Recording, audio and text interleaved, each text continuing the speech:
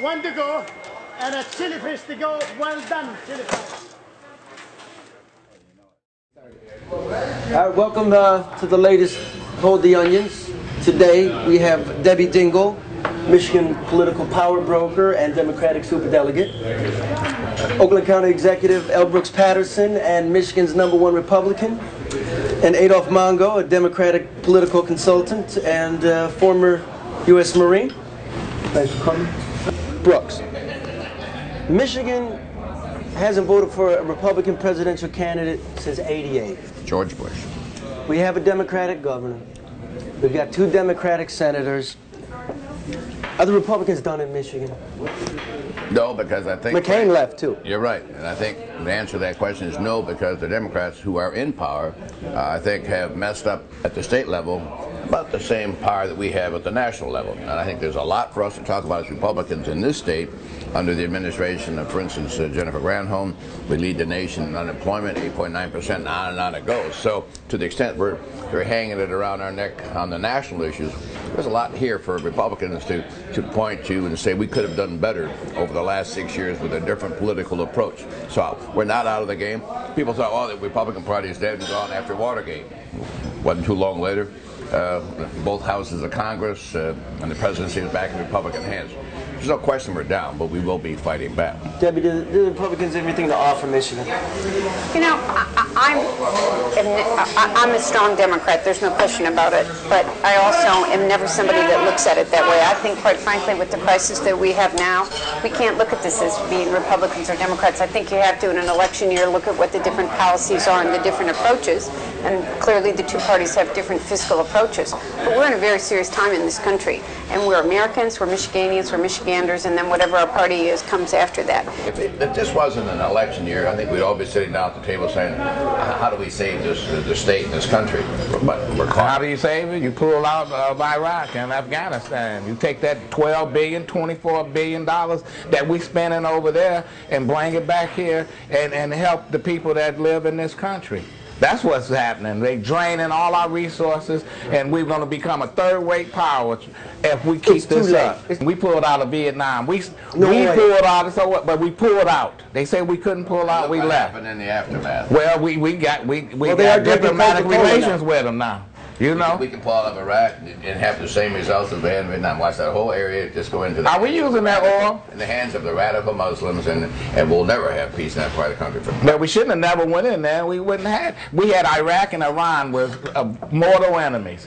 Now they're on the same side. Whose fault is that? George Bush's. We have to get out of Iraq. We need to. We may not be able to do it overnight, but we can't continue to put the resources in there. And I think there are a lot of Republicans in the Republican Party agree that we have to find a way to have an orderly withdrawal from there. We're spending too much money that's got to be spent on other things. I guarantee you, nobody wants to get out of Iraq more than George Bush. But when you talk about oil fields and are we using that oil, one of the things that we've got to do is continue our diversification and development of alternative energy so that, we get energy independence. And by the way, it's a potential source of income and jobs in this state. If we create this nice battery that's going to run our cars, we're going to make it in Bangladesh.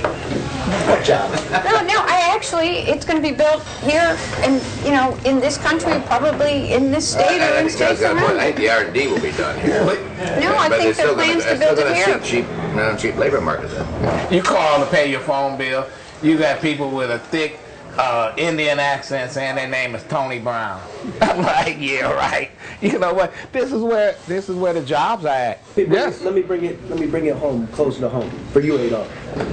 Granholm reports this week she's on the short list for Obama's Supreme Court. Now, remind me, what decisions has she made, and give her a grade as governor? You really want me to give her a grade as governor? Yeah. The worst governor in my lifetime. It should probably be the worst governor, but I wasn't around when Stephen T. Mason was the governor.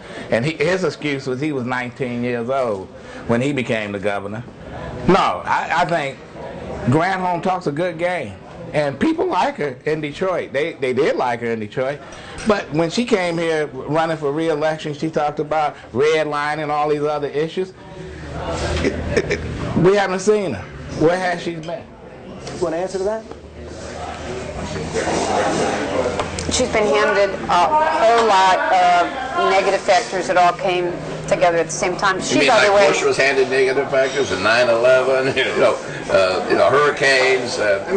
She did not float her name out there as a potential candidate for Supreme Court. We're in that season right now that people are speculating if John McCain's elected or if Senator Obama's elected, who will be their cabinet officers, who will be the Supreme Court. We've had a very challenging time. There's no question about it in this state. Give her a grade. I'm going to give her a B.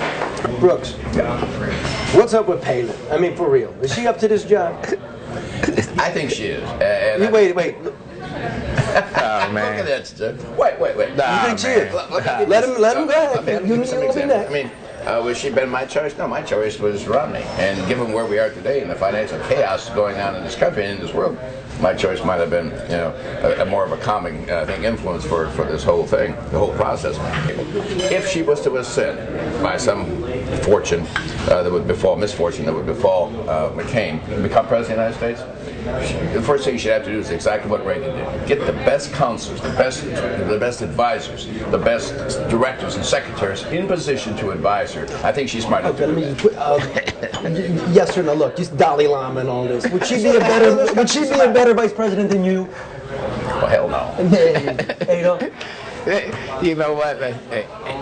I'm glad he picked her. You know what? Because you can see what a joke McCain and Palin is. But it's a dangerous joke, because if they got elected, this is what we're dealing with.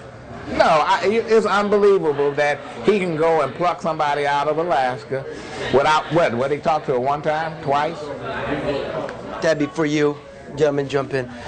Now that women compete for the highest office, men are expected to treat them to a different standard. You don't want to be patronizing. You don't want to appear bullyish. I know all this. And by the way, white men have to be treated the same way. And how you appear in a debate has lots of different issues that go into it. He called her governor and she called him Joe. If he called her Sarah... She made a deliberate decision to do that, because that was the tone that she wanted to do. And she made a decision that she wanted to kind of put him down. He was treating her with respect. And you know what? A lot of women are tired of not being treated with respect. We've got to fight hard. I'll take my gloves off and I'll fight and compete in any place that I have to do it. But I'm still fighting the glass ceiling. And I think it's easier for you. Now, I don't want to be careful about pointing my finger after that debate, and someone will. But I think it was easier for Senator Obama to get the nomination this year than it was for Hillary Clinton. I still think women are fighting hard. No. I mean, by the way, I supported senators, but I still think women are discriminated against. When Obama first announced that he was going to run for president, nobody thought he had a chance. I think the way that made it possible was the misfortunes and the misquotes of the Clinton. Clinton made him black. President Clinton made him a black man. When he started comparing him to Jesse and Al Sharpton, etc., because there was folks in the black community say, Obama, he's not really black, but they made him black, and now this is what you got. He's the president. He brings something different. Well, he's not the president yet, but he brings something different. He energizes young people. There's no question. Like a rock star. All right, let me ask the white man. I've run against two women, so I have a perspective maybe that's unique at this table. I'm running against a female now, or vice versa. She's running against me since I'm the incumbent. The first race I had for county exec was against a gal you knew, Betty Howe, who was a fairly prominent state official. And you're right, you do approach him differently in a debate situation than you would if you're going head-to-head, or Adolf ever going head-to-head. Just because. You're absolutely correct. You can't come off as a bull. You can't come off patronizing or condescending. So, yeah. Because we the media are going to kill you. But then in the media, but the other half of that equation is the media hasn't given her, as much as maybe I would in a debate be a little deferential, the media, I think, has been overly vicious on Palin. I think they've carried it to the point where now there's a boomerang effect, and people are coming to her defense and rallying to her support, because the media, I think, has been so unfair to that woman. Is that because the media is liberal and she's a conservative? I think the media is liberal, yeah, left-wing, yeah. Anti-Republican, yeah. Not you, Charlie. But you know what? This goes both ways. As a woman, when I'm with Adolf and Brooks, I can't appear to be weak. I mean, when you're in a debate situation, we have to get to the point that we think of who the person is that we're up against and take all of those factors into account. I mean, I don't think because I'm a woman I'm going to be treated any differently. See, I was raised by a woman, and I figure, like, if we're all going to, like, be in the same pot, take them off, and let's go. Doesn't matter how you act. Act how you act. In the real world, you can't. Okay. In the real world, you're going to get criticized. Adolf, I got a question for you. Now, let's go. This campaign's got a lot of racial undertones that we're talking about, but not the politicians or the media. So let me give you something. By my calculations, the numbers aren't in yet. During the Democratic primaries, 60% or more of white women voted for Hillary Clinton. 85% of black people voted for Barack Obama. And about 50% of white men voted for Barack and 50% for Hillary Clinton. Are white men the only open-minded people left in America, Adolf? No. We're all open-minded. Black people been voting for white candidates forever. White women been voting for white men forever. Now you got somebody that they can really identify. I'm not mad at white women because Hillary Clinton was right there, and they've been fighting for women's support forever. Al Brooks and them have had affirmative action for 300 years in this country. God bless you. Now we got a candidate, but Barack is not your typical African American. He was raised in Kansas by white grandparents. Is he white enough? No, he's a human being. He's an American. But if you want to go with this racial thing that we got in this country, he's black. Okay. Well, I'm just saying, when you have the white women who voted for Hillary weren't looking at the race as much as they were the gender. I think they wanted to break that. I think the numbers show that. Yeah. Everybody wanted to get to be the first one. I'll tell you what's happening right now. Okay. I do think that the current economic crisis is not, it's just totally broken how people are perceiving this. They're not thinking about Senator Obama as a black candidate. They're worried about the economy and who's going to do the best job. And I think that one of the only good things that I can think about this current situation, which has us all scared to death, is the fact that it's transformational. What is happening is I don't think anyone's looking at Senator Obama and thinking he's a black candidate. They're looking at these two candidates and saying who is going to be the most effective leader on the economy, and that's why you've seen such a dramatic switch in numbers. That's true? Yeah, well, to somewhat. But you still got people that won't vote for a woman, that won't vote for a black man, that won't vote for a southerner, that won't vote for a Catholic, etc. And you know what? This election is not going to be a landslide as people think, and that's why people need to understand that they need to go out and vote. It's going to tell the camera. Tell the well, it's going to vote. No, I'm not telling them to vote, but all I'm saying is that you know what? I don't underestimate anything. People go in that voting booth and they say one thing to somebody and they do something else. I think Debbie's absolutely right. I think the economy is so dominant in this election that there was a while when people were looking at what's your position on the war. That was supposed to be the dividing, that was the issue that was going to separate everybody in this campaign. Not true. The war, I don't even think registers in a poll. It's all about the economy and who can best fix it. We happen to think on our side that we got the experience to do it. I'm sure the Democrats feel they've got the experience to do it, and we'll see. But yeah, we can talk. It's going to take a bipartisan effort to bring this country back on the right track. Kilpatrick goes to jail in a few weeks. Anybody ever been to jail? Yeah, I've been to jail. It's not nice. No. I've been there. He's a convicted felon. He's left the city with a $150 million hole. Probably Schools more. are in disarray. He's claiming he's coming back. With a record like that, you think he will, and if he will, who's voting for him? You'd be surprised. But the bottom line is, I hope, this is me personally, and I support the mayor, support him all the way right to the end. Knowing what you know now? That's knowing what you know now. Water under the bridge. Knowing what you know now. All I'm saying, I hope, wait a minute, Charlie. Wait a minute. All I'm saying is, I just hope he get a suspended sentence because I can see 4 months in jail, a story every single day in the paper, on TV. People are sick of it. Let's move forward and let's get this behind us. Whatever he left, he left.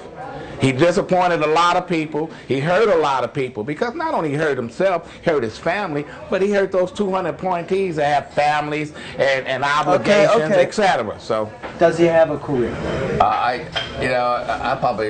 may not be the only guy at the table who thinks had he gone to trial, he wouldn't have been convicted. It would have probably been a hung jury. So there's some people in Detroit. That's me. Who thinks, you know, That's me. If you run that jury, we'd have a hung jury. If people felt he was framed, that he was set up, that it was an unfair justice system, there are enough people run. Do I think that represents 50% plus one? No, I don't think he can get reelected in this city.